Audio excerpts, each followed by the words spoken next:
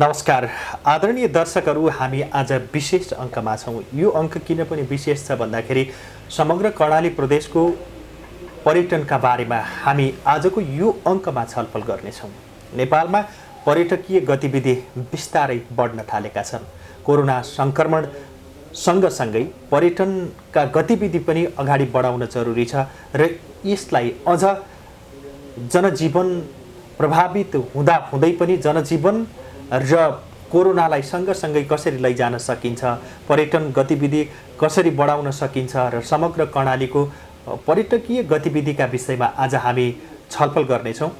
आज हामीसँग उद्योग, पर्यटन, वन तथा वातावरण मन्त्री नन्दसिंह बुढा हुनुहुन्छ। कर्णाली प्रदेशबाट समग्र कर्णाली प्रदेशको पर्यटकीय गतिविधि र भावी दिनमा हुन सक्ने कर्णाली प्रदेशको विकासको विषयमा हामी छलफल गर्नेछौँ। यहाँलाई स्वागत छ। धन्यवाद। अहिले कर्णाली प्रदेशको समग्र अवस्था के छ? अहिले कर्णाली प्रदेशको समग्र अवस्था तपाईको यो कोभिड-19 को कारणले गर्दाखेरि अहिले जुन मूर्त रूपमा तपाईको यो पर्यटन व्यवसाय अथवा पर्यटन क्षेत्रलाई अगाडि बढाउन हामीले जुन लक्ष्य साथ हामी अगाडि बढेका थियौँ, त्यो अहिले कोभिडको कारणले गर्दाखेरि अहिले तपाईको पर्यटन व्यवसाय नै अहिले तपाईको खस्किने अवस्थामा छ।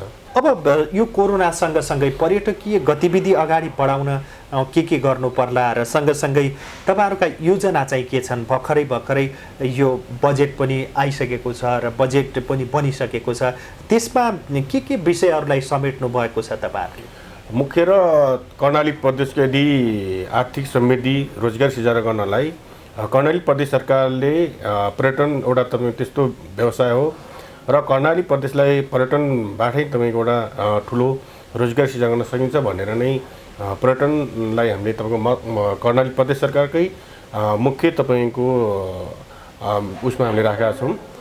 यसमा मुख्य र अहिले जुन कर्णाली प्रदेश आफैमा यति महत्त्वपूर्ण छ, त्यहाँ प्राकृतिक हिसाबले, धार्मिक हिसाबले, सांस्कृतिक हिसाबले एकदमै तपाईको उच्च तपाईको पर्यटनको सम्भावना भएको प्रदेश हो र त्यहाँ जुन हामीले अहिले जुन हाम्रो मन्त्रालयबाट हामीले तपाईको एउटा प्रदेशको पर्यटन गुरु योजना हामीले तपाईको निर्माण गरेका छौँ र यो पर्यटन गुरु योजनालाई नै हामीले तपाईको टेकेर आगामी दिनमा कर्णाली प्रदेशको समग्र पर्यटन क्षेत्रको विकासको लागि हामी भौतिक पूर्वाधार होला, त्यसका तपाईको विभिन्न तपाईको प्रचार सामग्रीको कुरा होला र तपाईको त्यसमा तपाईको व्यवस्थित तपाईको रूपमा तपाईको व्यवसाय गर्नलाई पर्यटनलाई हामीले तपाईको अलि उच्च साथ नै हामीले राखेका छौँ र आगामी दिनहरुमा पनि हामीले तपाईको त्यहाँ आन्तरिक तथा बाहिरी पर्यटकहरूको सम्भावनाको आधारमा हामीले विभिन्न क्षेत्रहरूलाई तपाईको धार्मिक हिसाबले, प्राकृतिक हिसाबले र भविष्यमा तपाईको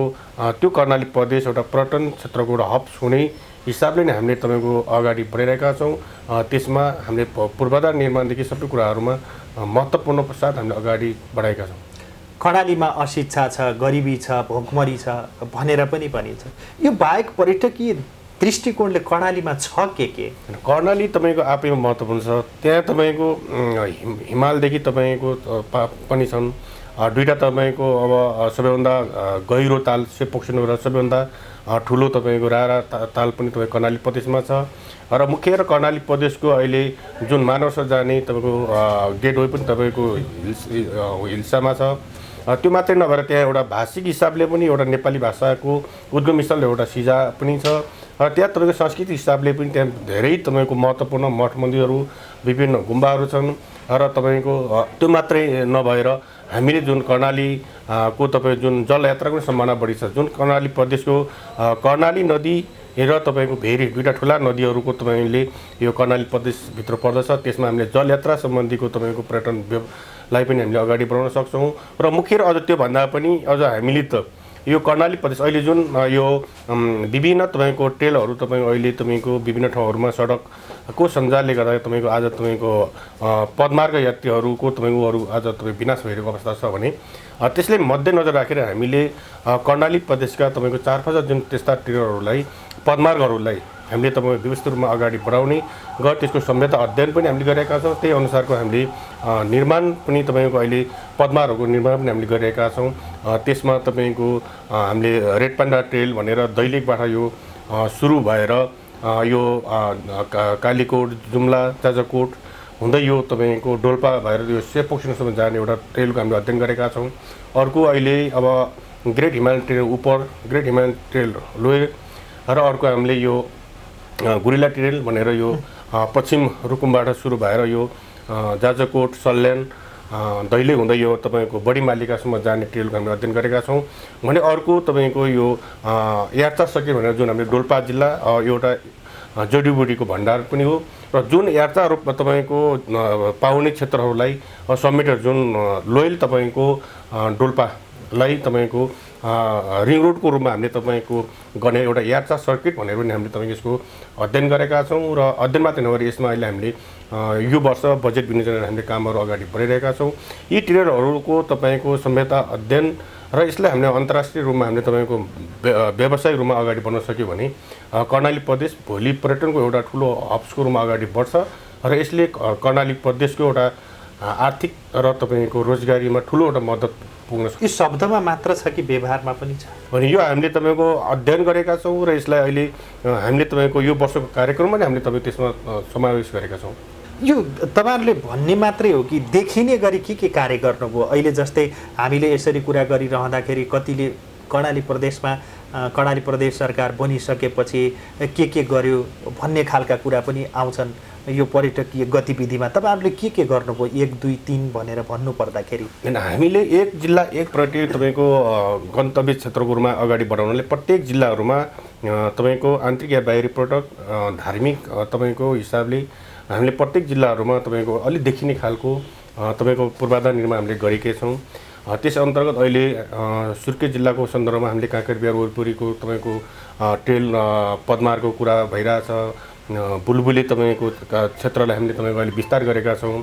त्यहाँ तपाईँको प्रदेश तपाईँको शहीद पार्कको हामीले निर्माण गरेका छौँ।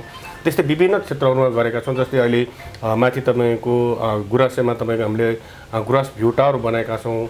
यस्तै विभिन्न क्षेत्रहरू हामीले धेरै तपाईँको 100भन्दा तपाईँको बढी क्षेत्रहरूको तपाईँको पूर्वाधार निर्माण गरेका छौँ र यसलाई हामीले अहिले यो वर्ष ती क्षेत्रहरूको जुन हाम्रो पर्यटन मन्त्रालयबाट भएका कामहरूको हामी भिडियो पनि यो पटक बनाइरहेका छौँ। त्यो क्षेत्रको त्यसलाई हामी भोलि विभिन्न सञ्चार माध्यमबाट त्यसलाई तपाईँको प्रचार गराएर यसलाई तपाईँको आन्तरिक तथा बाहिरी पर्यटकहरूलाई भित्राउने गरेर हामी अगाडि बढाएका छौँ। सबैभन्दा बढी पर्यटकहरूको आन्तरिक तथा बाह्य पर्यटकहरूको रोजाइको विषय बनेको कर्णाली प्रदेशमा कुन ठाउँ के भन्ने पनि जान्न चाहन्छन्। मुख्य र तपाईँको अब कर्णाली प्रदेशको आन्तरिक पर्यटनको लागि मुख्यले तपाईँको यातायातको सहजताका हिसाबले तपाईँको रारालाई नै पहिलो तपाईँको रोजाइ छ भने जुन बाहिरी पर्यटकहरूको सन्दर्भमा मुख्य तपाईँको मानव सरोवर जाने तपाईँको इन्डियन पर्यटकहरूको तपाईँको हुम्लामा बढी फ्लोर देखिन्छ भने जुन तपाईँको डोल्पाको उपर डोल्पा जुन एउटा आफैमा अति महत्त्वपूर्ण क्षेत्र छ त्यसमा मुख्य तपाईँको फरेन कन्ट्रीहरूका तपाईँको विदेशीहरू तपाईँको डोल्पाको उप डोल्पाहरूमा तपाईँको बढी रोचाइको केन्द्र तपाईँको छ।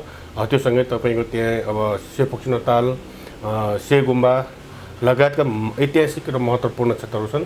ती क्षेत्रहरूको र त्यहाँ तपाईँको एउटा आफैमा तपाईँको भाषिक हिसाबले सांस्कृतिक हिसाबले महत्त्वपूर्ण भएको हुनाले यी क्षेत्रहरू छ भने र अहिले तपाईँको हामीले तपाईँ एक खालको त्यो अध्यागमनको डाटा हेर्दाखेरि हुँदा केही वर्ष अगाडि बाहिर जुन पर्यटनहरूको सन्दर्भमा तपाईँको हुम्ला, डोल्पा, तपाईँको मुगुमा, तपाईँको रारामा केही जिल्लाहरूमा मात्रै तपाईँको बाहिरी पर्यटकहरू आएको सम्भावना थियो।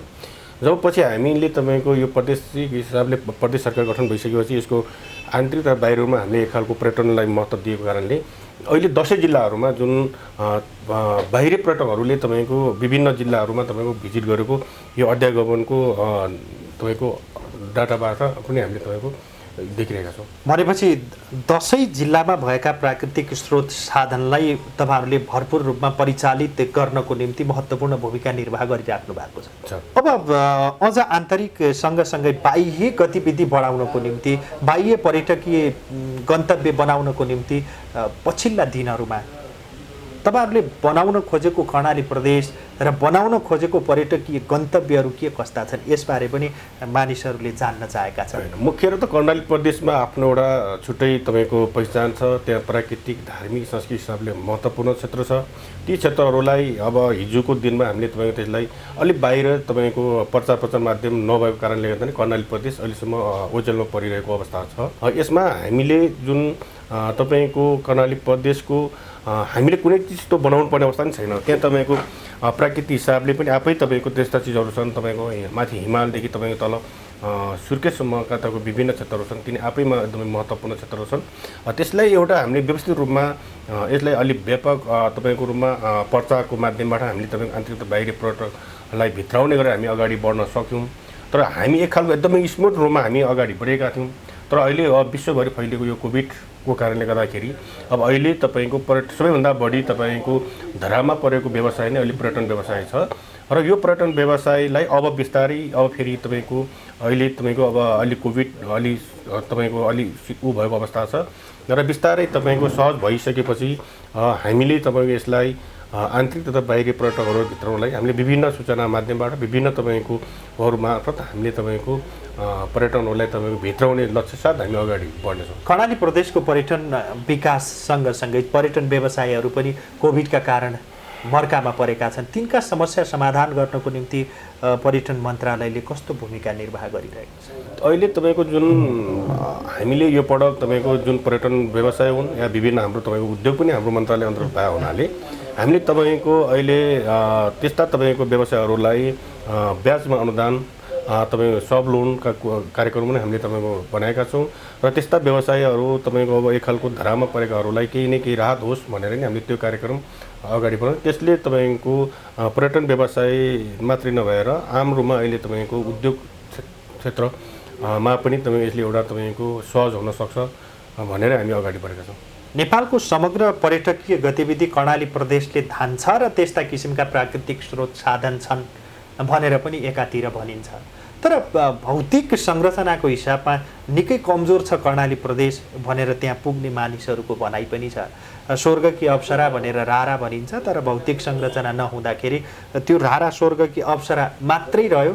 तर मन थाम्ने र त्यहाँ बस्न सक्ने त्यहाँ ठेक्न सक्ने अवस्था छैन भन्ने पनि गुनासाहरू सुनिन्छन्। यो कुरामा तपाईँको अब सबै कुराहरू अब तपाईँको प्रदेश सरकारले मात्रै गर्न सक्ने सम्भावना छैन। मुख्य अहिले प्रदेश सरकार तपाईँको स्थापना अथवा भएको पनि अहिले 3-4 वर्ष नै भइरहेछ र त्यो प्रदेश सरकारले भन्दा नि यसमा मुख्य सङ्घीय सरकारको अझ बढी तपाईँको ध्यान दिनुपर्ने कुरा हो। कर्णाली प्रदेश आफैमा तपाईँको एक खालको विकट छ। तपाईँको त्यहाँ भौगोलिक हिसाबले तपाईँको कठिनाइ छ र अलि भर्खर मात्रै विकासको एउटा तपाईँको कुराहरू अलि अगाडि बढिरहेछ। यसलाई तपाईँको मुख्य अहिले जुन तपाईँको अब यो सुर्खेतदेखि रारासम्मको जुन तपाईँको सडक छ त्यो सडक तपाईँको अहिले सङ्घीय सरकारको आफ्नो तपाईँको भित्र पर्छ भयो हुनाले त्यसमा अलि प्रदेश सरकारले हामीले तपाईँको त्यहाँ त्यो सडकलाई कुनै पनि तपाईँको गर्न सक्दैन, किनभने आफ्नो तपाईँको क्षेत्र अधिकार हुनसक्छ।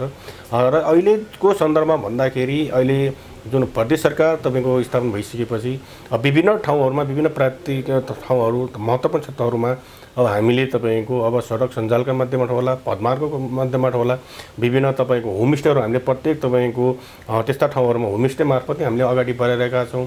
त्यो मात्रै नभएर अहिले तपाईँको आन्तरिक रूपमा ती तपाईँको महत्त्वपूर्ण क्षेत्रहरूमा पदमार्गको रूपमा तपाईँको ट्रेलको रूपमा हामीले अगाडि बढाइरहेका छौँ। अहिले राराको तपाईँको वरिपरि हामीले तपाईँको जुन साइकल ट्रेल भनेर पनि यो वर्ष बहुवर्षीय ठेक्काको रूपमा हामीले अगाडि बढाइरहेका छौँ। र त्यहाँ राराको नजिकै मुर्मा गाउँमा पनि हामीले तपाईँको 74 घरधुरीलाई तपाईँको नै होमस्टेको रूपमा अगाडि बढाउने गरेर हामीले गत वर्ष नि कार्यक्रम राखेका छौँ, यो वर्ष नि कार्यक्रम राखेका छौँ। र अहिले तपाईँको त्यहाँ क्षेत्रहरूमा कसैले तपाईँको ठुला होटलहरू निर्माण गर्छ भने त्यसमा जाने पहुँच तपाईँको सडकको कुरा होला, विद्युतको कुरा, खानेपानीको कुराहरूमा हामीले तपाईँको प्रदेश सरकारबाट हामीले सहयोग गर्ने भनेर हामीले तपाईँको कार्यक्रम बनाएका छौँ। भनेपछि निजी क्षेत्रबाट पनि केही गर्न चाह्यो भने प्रदेश सरकारले सपोर्ट गर्ने त्यस्तो खालको भावना भएका मानिसहरू जहाँ कर्णाली प्रदेश भनेपछि अझ मानस सरोवर भनौँ न नजिकैबाट दर्शन गर्न मिल्ने त्यो धार्मिक हिसाबले महत्त्वपूर्ण धार्मिक पर्यटकीय हिसाबले पनि महत्त्वपूर्ण मानिएको हुनाले त्यो ठाउँको विकास हुन जरुरी छ। जरुरी छ।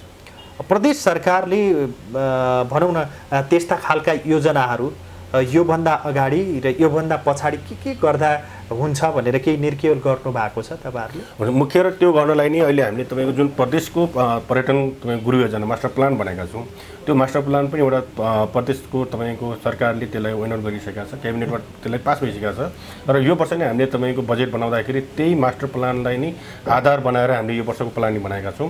यो तपाईँको 5 वर्ष कार्ययोजना र 10 वर्ष रणनीतिक योजना सहित यो झन्डै तपाईँको 10 अरब बराबरको एउटा हामीले तपाईँको यो मास्टर प्लानले बोलेको छ।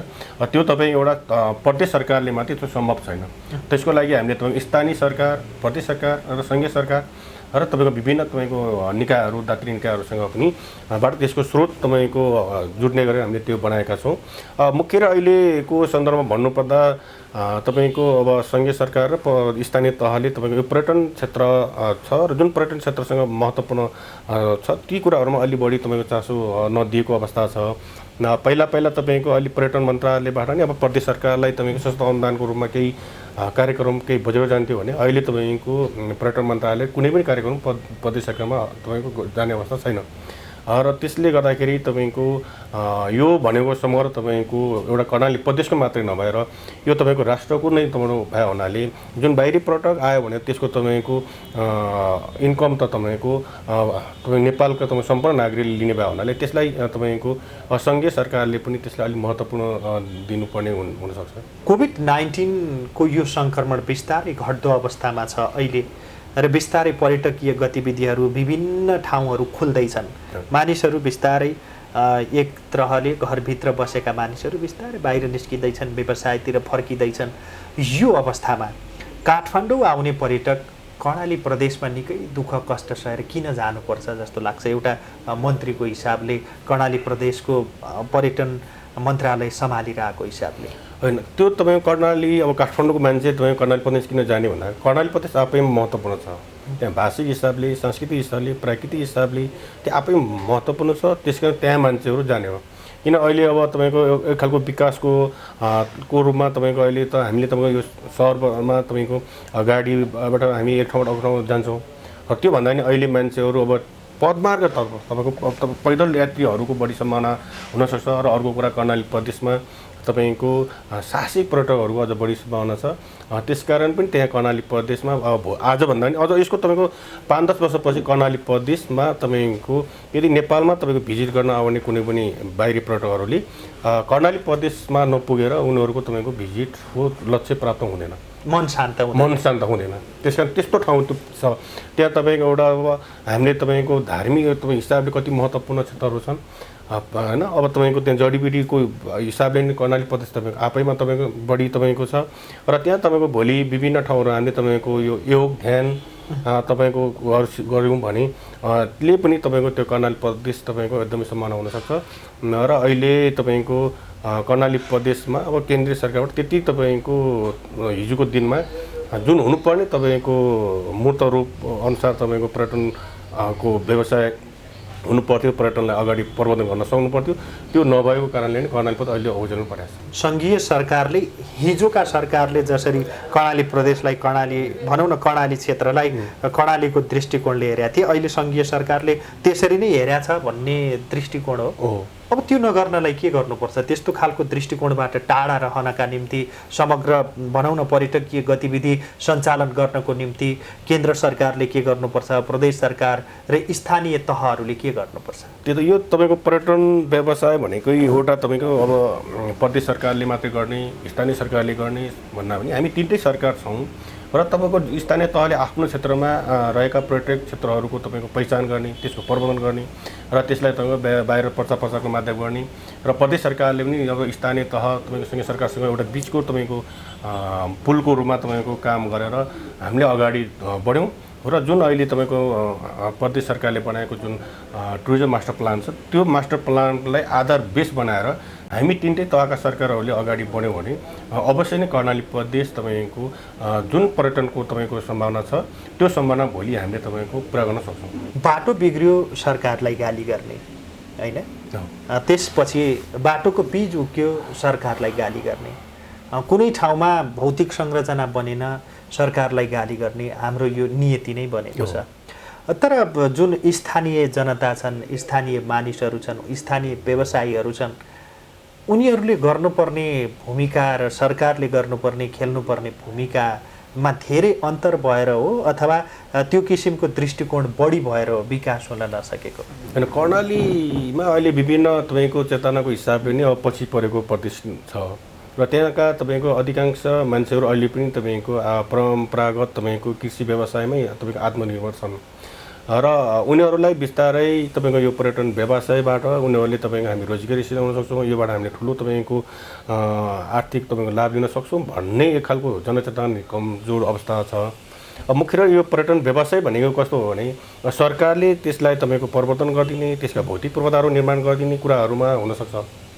तर मुख्य यो पर्यटन व्यवसाय भनेको तपाईँको त्यहाँका नागरिकहरू नै शिक्षित भएर नागरिकहरूले नै तपाईँको यो पर्यटन व्यवसायको रूपमा उनीहरूले सुरु गर्ने, विभिन्न ठाउँमा होमस्टे मार्फत होला, तपाईँ सामुदायिक लजहरू होला, ठुल्ठुला होटलहरू कुरा होला, ट्रेकिङ ट्राभलको कुराहरू, यिनी सबै भने त यो तपाईँको व्यवसाय गर्ने जुन तपाईँको त्यहाँ कर्णाली प्रदेशका नागरिक छन् तिनीहरू नै एक खालको जागरुक भएर यो पर्यटन व्यवसाय हामीले यो तपाईँको एउटा व्यवसायको रूपमा तपाईँको अगाडि बढाउन तपाईँको नबढेसम्मलाई सरकारले मात्रै सबै कुरा तपाईँको बनाएर त्यो पर्यटन तपाईँको व्यवसाय सफल हुन सक्छ। हस्, महत्त्वपूर्ण विचार र समयका निम्ति यहाँलाई धेरै धेरै धन्यवाद। धन्यवाद। दर्शकहरू, आज हामीले समग्र कर्णाली प्रदेशको पर्यटन विकासका निम्ति र अहिले भइरहेका विकासका बारेमा कर्णाली प्रदेश उद्योग पर्यटन वन तथा वातावरण मन्त्री नन्दसिंह बुढासँग हामीले कुराकानी गऱ्यौँ। हामी यस्तै विषयवस्तुका साथ उपस्थित हुनेछौँ। आजलाई बिदा दिनुहोस्। नमस्कार।